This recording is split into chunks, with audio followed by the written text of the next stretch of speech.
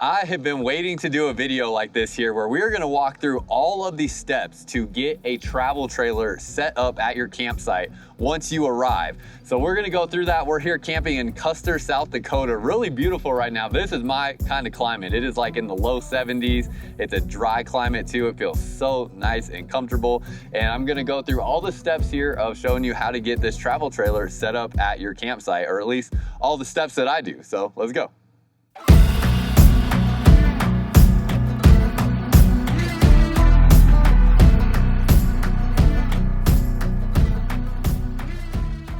Now, some of these things in here will be like absolutely essential that you need to do, and some of them won't. So like my step one is always to get a pair of gloves, whether it's just like some latex gloves or I have these leather gloves that I keep with me, because it's gonna be a lot of different dirty stuff that I'm dealing with, and sometimes stuff too where you just want to have that extra strength in your hands. So get a good pair of gloves or just some latex gloves or something like that. It'll make your setup process go a lot easier. And it's just something you should have in general when dealing with an RV. Now, when you get to your campground, you're gonna have two primary different types of sites. You'll have pull-through sites, which is like what I am in right now, where you can see you have the ability to pull your camper in through the site, and then you'll have another exit right there. Or you're going to have back-in sites where you will have to back the camper into the site.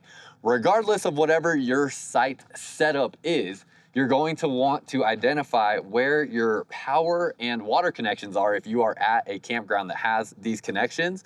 That way you are arranging your camper in the way that is best suited for the site that you are in. So you can see we got it pushed fairly close to here. I could have even got it a little bit closer to this ledge right here if I wanted to give it more space, and then that's gonna open up our space over here to be able to open up the awning, get the steps down, things like that, and have a nice comfortable camp area right here. But you want to make sure you kind of identify that before you start pulling in or backing in, so that you don't end up getting your camper set and disconnected in a location that you're not exactly happy with. Step number two is an easy one to forget, but it can be a detrimental step to forget, and that is blocking your wheels here so that the camper does not roll when you go to disconnect it from your truck. So I block it on both sides, always just to be safe, but you can look at the pitch of how your camper is set up and decide if you need to block it from going forward or block it from going backwards. But definitely do not forget to block your wheels before you disconnect from the truck, or you might do some damage to your truck or have your camper roll off without you.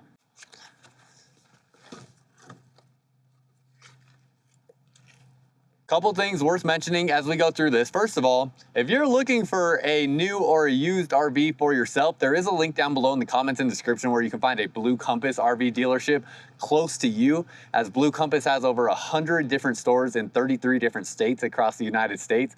So that's where I bought my Alliance Delta travel trailer here that I am camping in, and you can find your next RV at a Blue Compass store close to you, just about anywhere in the United States. And thing number two is I'm trying to get this set up where I see a lot of people do these like Amazon affiliate links. Most of these products, a lot of them that I got from Amazon. I also got some of them from Blue Compass as well. But if that is something that you would like, having a list of like links where you can find some of the products that you're seeing me use here, let me know down below in the comments so I can get that set up, because I do have a lot of different gear and equipment that you're gonna see that I purchased. Some of it is necessary, some of it is a little bougie or a little extra that you may not necessarily need. So that's there, that's an option that I can get set up if that's something that you guys would be interested. So let me know down below in the comments. Now that we have the wheels blocked, we're gonna move to disconnecting from the hitch. Now I have a equalizer weight distribution hitch, so your hitch setup may slightly change this process here, but the steps are usually going to go in some sort of order like we are going to see here. First thing I'm gonna do is get under here, pull this pin, allow my tongue jack to drop down. I'm gonna get it pretty dang close. I'm using these yellow blocks so that I don't have to dig into the mud to do this, and getting it on the fourth pin right there. You can see we get it pretty close, so we don't even have to use much of the motor there to get this down the rest of the way. And the reason you do this step first is because you do need to lift this trailer up a decent amount so that you can get these bars right here disconnected. Right now, I'm not worried about trying to get the camper level or anything of that nature. I'm really just trying to get this lifted pretty considerably off the ground, definitely to the point where the truck is no longer sagging at all, so that I know the tension on these bars has been released, so I can start taking all of this gear off and get it disconnected. So let's see where we're at right about here. Yep, see, there we go. It just drops right off like so.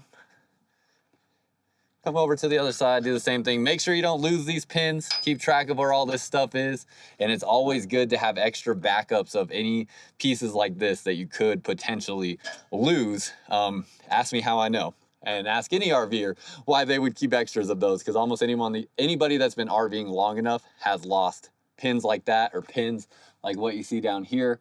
That's a backup that I've already lost one of those on, so good to keep extras of those all the time. Now that the bars are disconnected, we're gonna come under here, disconnect these chains.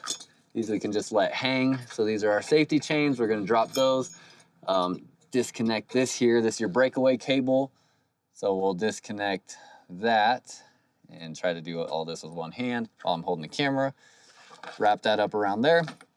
And then we're gonna drop this back down so that we can get it off of the hitch. So we're gonna start going down with this. You don't wanna make the mistake of trying to unhitch this while it's up in a high position, because it might cause the, you might have this truck pulled up a bit and it might not want to break loose, or it also might just drop the truck once you disconnect it. So get it down a little bit here, pull that back, now we're good, and then we can get up off the truck.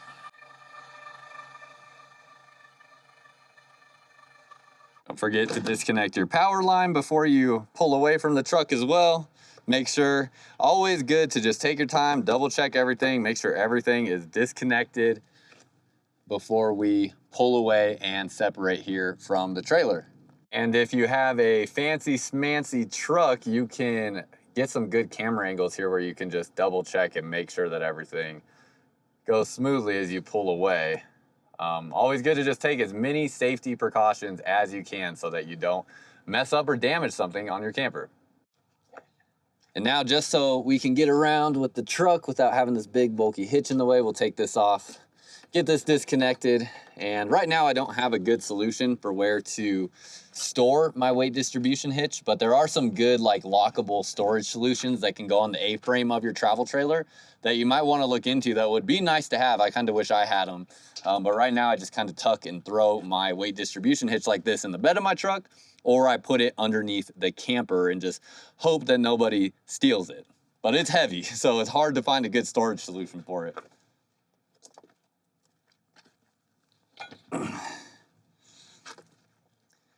And again, do not lose little pieces like this, because these are essential to your setup, and have backups. Can't emphasize that enough. Next, I'm going to plug in the 30 amp power. Now you may have a 50 amp travel trailer as well, but we're gonna grab the power cable from down underneath here, and we're gonna go plug this in. There are a couple steps that I do this in terms of the order here. Now, this is something you should be aware of as well. Like the plug on my camper is back here. My camper is only 28 feet long, so I don't really run into issues where the plug is further than this length of cable that I have. But I do have an extension cable in case I'm ever in a campsite where for some reason maybe there is some sort of setup that is making it where I need a longer cable. And that's something you may want to be aware of, that you might run into situations like that where you might need an extension, or you might also have like a site that is only 50 amp. You have a 30 amp camper, so you might need a 30 amp to 50 amp adapter to plug into that. But we're gonna get this plugged in here. And this just goes to show you might not always be perfect, because I just realized I did miss a step already before I disconnected from the truck, and that is leveling this camper east to west. So you have north to south, which is like leveling it from the front end to the back end. East to west is leveling it this way. To do that on a travel trailer like this, the best way to do it is to roll up on blocks underneath the wheels, which you still need to be connected to the truck to do that. So I should have been looking at how level we were before I disconnected the truck. Fortunately, this is a really flat camping spot, so I think we'll be good. Now, I will say you don't always need to be perfectly level. A lot of people want to be perfectly level, and their mindset goes to thinking about just like the comfort of it. And a lot of people might have the thought process, well, like, oh, if it's just slightly not level, that's not a big deal. Like, I can live with that. The thing that's going to happen if your camper is not level is your water is not going to run out properly. So that's how I think about it. I think the less level I am, the harder of a time water is going to have getting through all the drains and getting drained out of the camper. So that's how I think about leveling. A lot of it is just trying to make sure I'm level so that all of the water that we use, whether it's in the sink, the shower, whatever it may be, or in our gray tank and black tank, making sure that can drain out properly, which will happen more efficiently if we are level. If you're not level, you might have some water that just stays built up in your tanks that doesn't drain out. Nonetheless, I pretty much always just eyeball this, although I do have a really long level inside the camper. I do feel like I need to go up just a little bit. So I'm gonna go up just a slight bit, and I feel like north to south, we're pretty dang good there. We'll go inside and see how it feels, and we might put something that rolls on the ground to see if it rolls. And then east to west, we look pretty good here as well, but I should have checked that beforehand, and then I would have had blocks or different leveling equipment that I could drive up on underneath the wheels to get it perfectly level if I needed to. So that would be something that I kind of jumped the gun on. But then from here, we're gonna go ahead and open up the slide out. But before I do that, I'm curious if you guys have any fun or interesting stories about lessons you've learned with setting up your camper, maybe some things that you didn't do at first that you now realize are really important, or any like mistakes that you've made that were just funny to look back on or anything like that. Let me know down below in the comments, just any interesting advice, wisdom, or stories that you have in regards to setting up your camper and the things that you've learned. Got Megan here, she's out camping with us as well. And we're gonna let the stairs down, and we're checking first to just make sure that there is nothing in the way of the slide out. No rocks or pebbles or anything like that. You really wanna be careful whenever you move your slides. Like, look at this. This is a perfect example. If I would have just, because I have a switch on the outside of my camper that I can move this slide in and out. And if I just trusted that everything was how it needed to be and I just started moving this slide, I would have just wrecked that drawer right there and done some serious damage. So always come inside, even if you have manuals or switches outside to control your slide outs, or you have it linked to your phone or anything like that, come inside the camper and make sure everything is clear before you push your slides out, because that is where people do a lot of damage to their campers unintentionally just because they don't take proper precaution and check things like this. Megan, go ahead and spot as I move the slide out in. Just holler at me if you hear anything crunching or... Okay. I'm a country girl. Okay, but I need you in the camper. I need you to listen and make sure, like, if anything crunches or just sounds off, just holler at me so I can stop. And then I'm going to, I'm gonna come over here. And I love this on my Alliance. There's a slide out switch right here, so I can actually just move the slide from outside. Oh, actually, it was this one that's already open. So I can just move the slide from out here, watch everything, make sure everything works smoothly. From the outside perspective, I have Megan watch on the inside so that she can catch anything if something happens inside there. But it sounds like everything is good.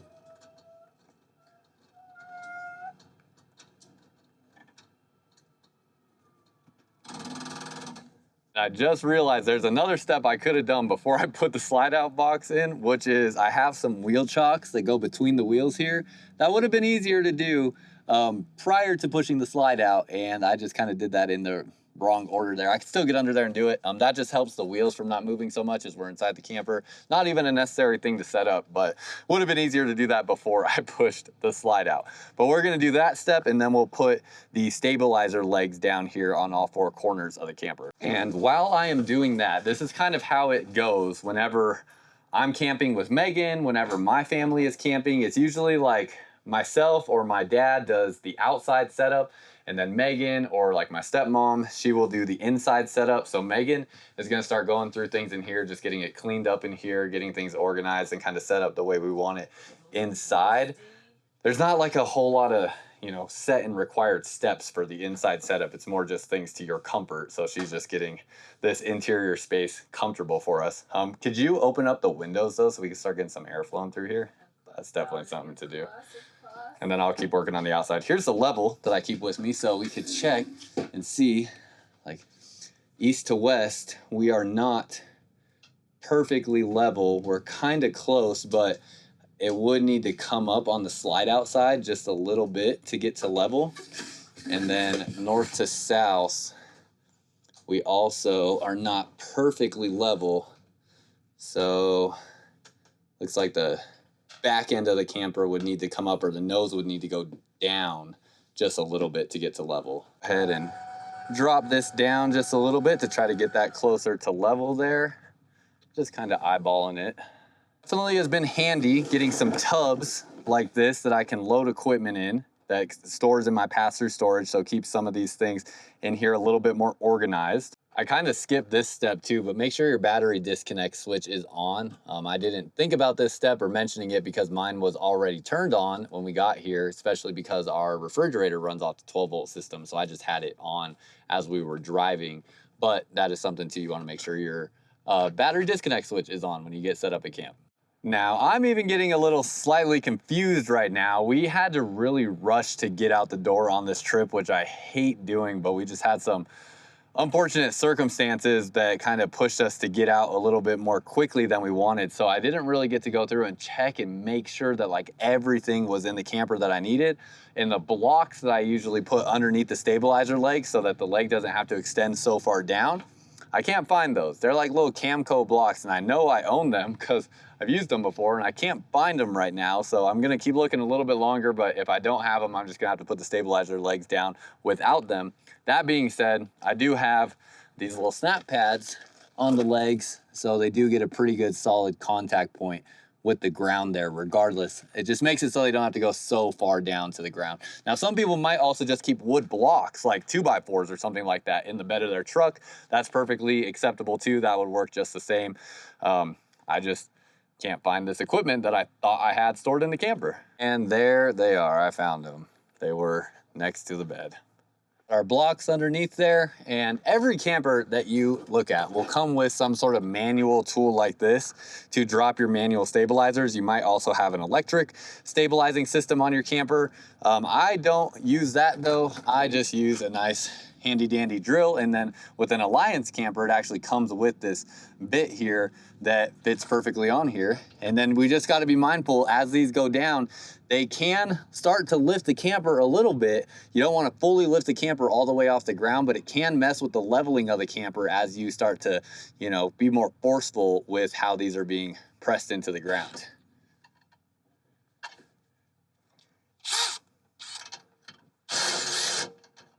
And we're just coming disconnected.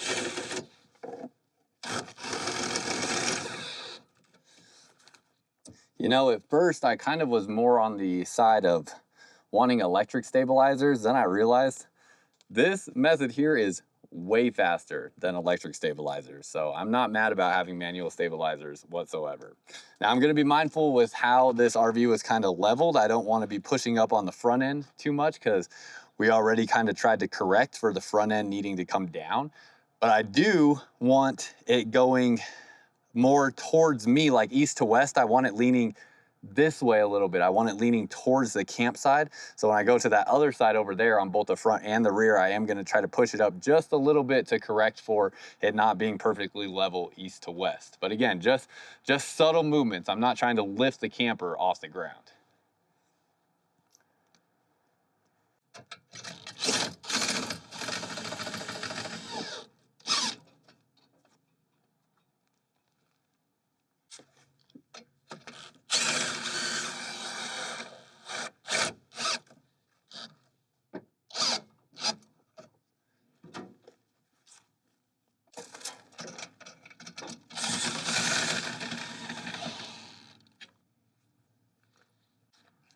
Stabilizer legs are down.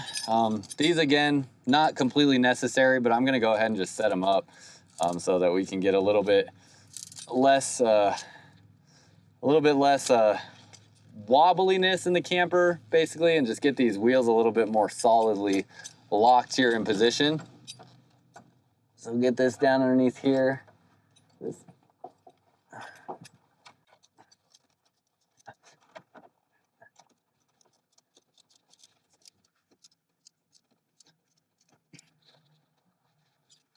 And again, kind of an idiot on how I went about doing this.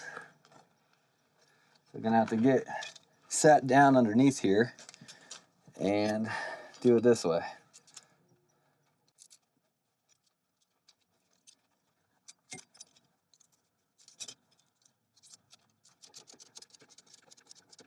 And now everything should be pretty rock solid on the camper, or at least as rock solid as it's going to get. I'll go ahead and get the water set up next. So I have a couple different things here. With my setup, I go with this right here so I can plug in 2 different hoses if I ever need to. So this will go on the spigot here. Screw that on. I have a water pressure regulator going into a water purifier here now, or a water filter, sorry. We do not drink any of this water. This is literally just to make sure the water coming through the camper is clean, but it's not really even completely necessary because we're not drinking this water.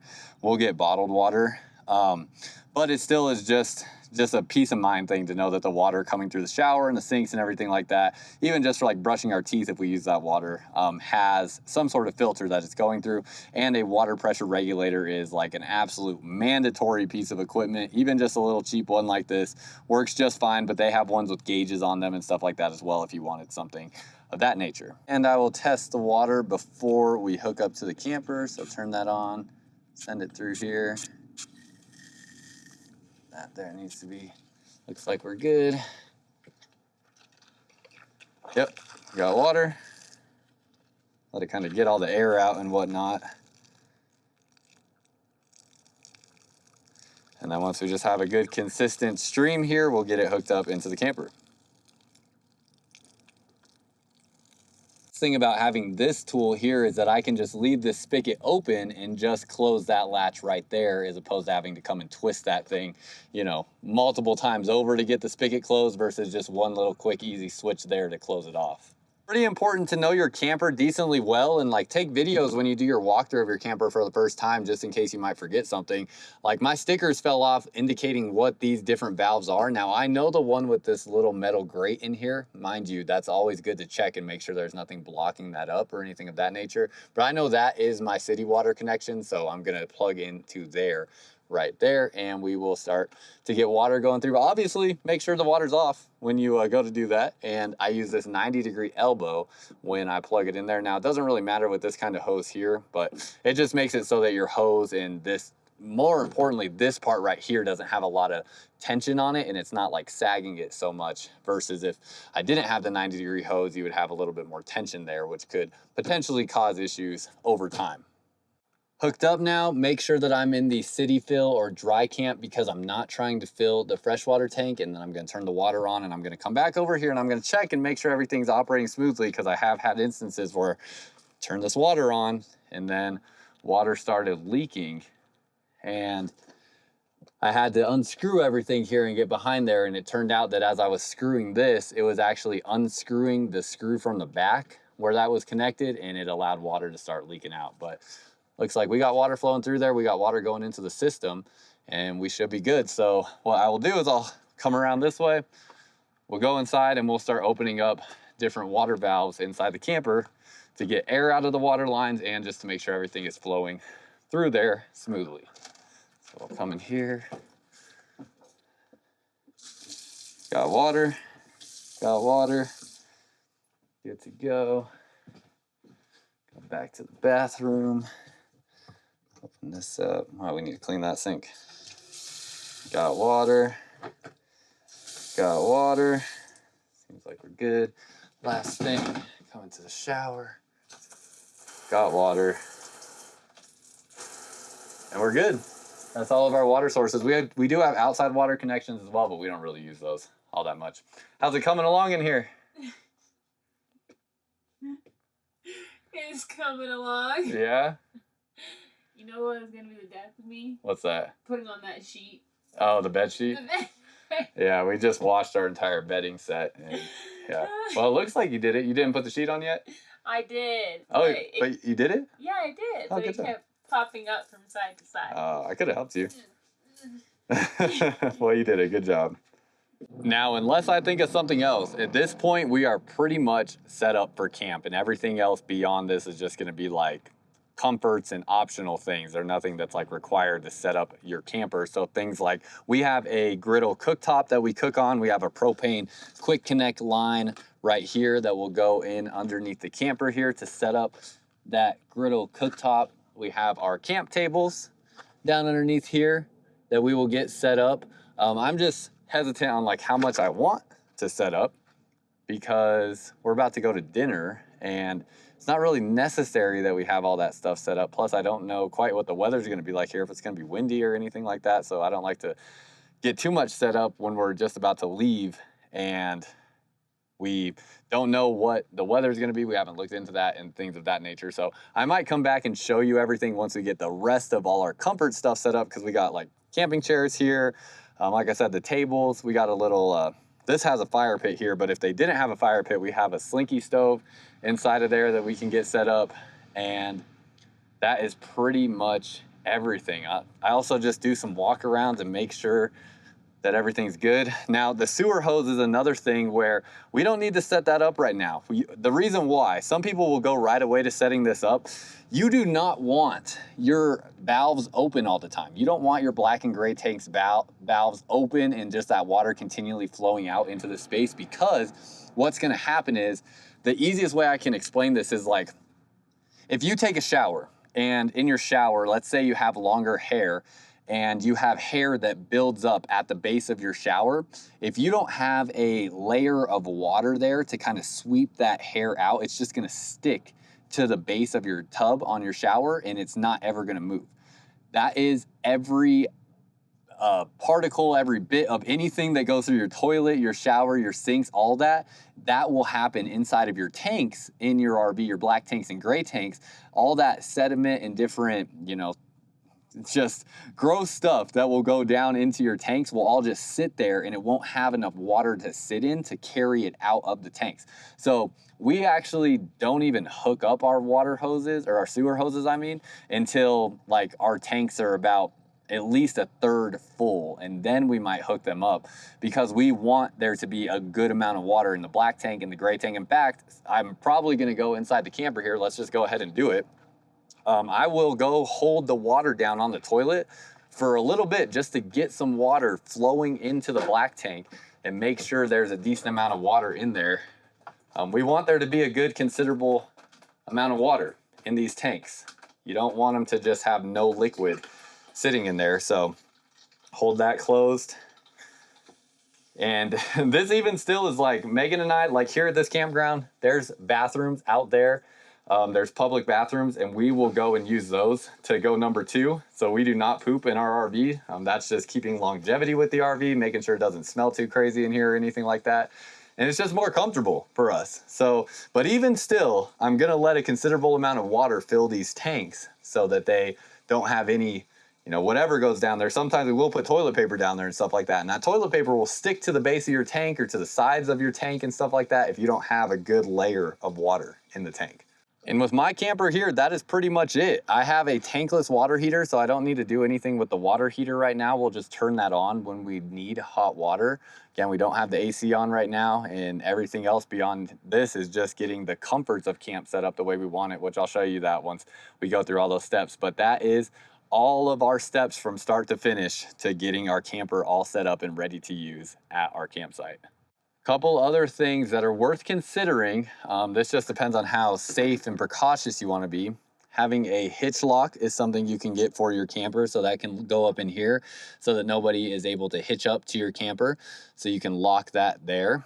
Another thing you might want to lock as well is your surge protector. I know a lot of people will lock this here. I'm not even exactly sure what they lock it to be honest. I know it has this little ring here that I think is supposed to be able to help you lock this equipment up.